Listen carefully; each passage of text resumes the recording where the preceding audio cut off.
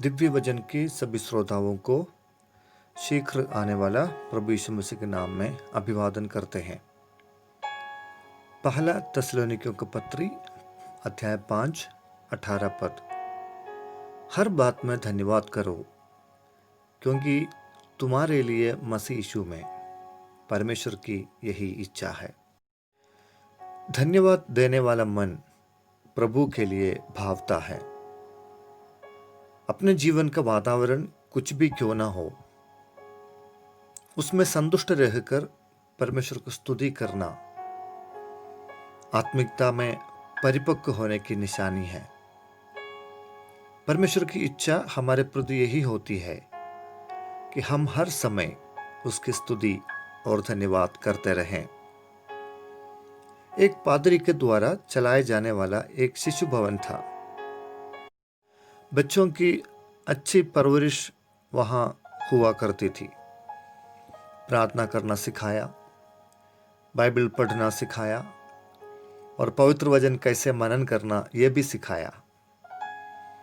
शिशु भवन के संचालक बच्चों को यह सिखाया था कि जब कभी पवित्र बाइबल से प्रचार करते हैं, ध्यान से सुनना और संदेश के लिए प्रभु को स्तुति करते रहना। राजू नाम एक बच्चा जोश के साथ वचन सुनते थे और वचन सुनने के समय हालेलुया और प्रेज़ द लॉर्ड बोलकर परमेश्वर की स्तुति और महिमा करता था। एक दिन उस शहर के मुख्य पादरी शिशु भवन की निगरानी करने के लिए आया।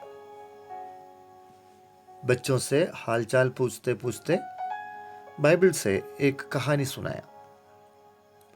संदेश सुनते सुनते राजू को अच्छा लगा। वो बाकी बच्चों को पीछे छोड़कर ऊंचे शब्द में अपने आदत के अनुसार परमेश्वर को स्तुति और धन्यवाद करता रहा।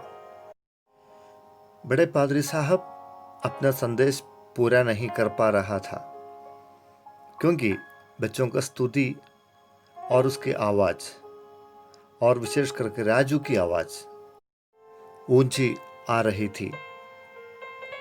बड़े पादरी साहब राजू को खामोश रखने के लिए एक ऑफर दिया कि प्रचार पूरा होते हुए राजू चुपचाप रहे तो एक जोड़ी जूता राजू को दिलाएंगे।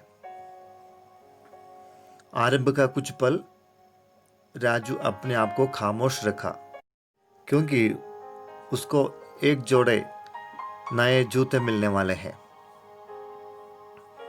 और जैसे जैसे प्रचार होता गया और उनके दिल को छूने वाले विषय पर आ गया, तो राजू चिल्ला चिल्ला कर बोला, नया जूता मिले या ना मिले, परमेश्वर को धन्यवाद हो। सब लोगों ने राजू को देखा और कहा, तुम्हारे नए जूते तो गया। राजू बोला, पादरी साहब के प्रचार के दौरान प्रभु मेरे जीवन में किए हुए भलाइयों को मैंने स्मरण किया और मैं चुपचाप नहीं बैठ पाया, इसलिए मैं मेरे प्रभु को स्तुति किया, क्योंकि मेरे प्रभु महान हैं, उसको धन्यवाद। थिस्सलुनीकियों के लिए जो लिखा हुआ पहले पत्री में संत पौलुस कहते हैं, प्रार्थना में लगे रहो। प्रार्थना में परमेश्वर को धन्यवाद देते हैं। और आगे पौलुस कह रहा है, हर बात में धन्यवाद करो। मेरे प्रियो, हमें धन्यवाद देने के लिए और कई वजह चाहिए क्या? हमारे जीवन के लिए, आयु आरोग्य के लिए, रहने को मकान मिला इसके लिए, हमारे शरीर के लिए, भोजन वस्तुओं के लिए, पहनने के लिए कपड़े, अच्छे अच्छे परिवार, माँ बाप, भाई बहन, रिश्तेदार, अच्छे मंडली, अच्छे पादरी साहब, पवित्र वचन, उद्धार, आनंद जीवन, पवित्र आत्मा, ऐसे क्या क्या नहीं है जिसको गिन गिन के हम उसकी स्तुति कर सकते हैं।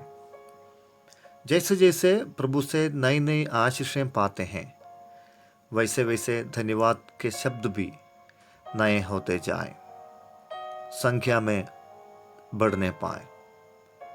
परमेश्वर से प्रेम रखने वालों के लिए सब बातें मिलकर भलाई को उत्पन्न करती है।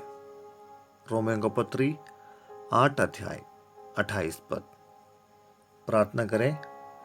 प्रभु, आज सुबह हम धन्यवाद देते हैं, हर बात के लिए धन्यवाद। जैसे संत पौलुस संत लोगों से कहते हैं, हर बात में धन्यवाद करते रहो।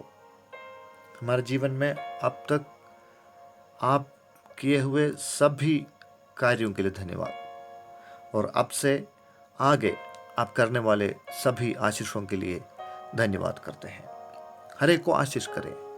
धन्यवाद के जीवन जीने के लिए हमें मदद कर, यीशु मसीह के नाम से मांगते हैं, आमीन।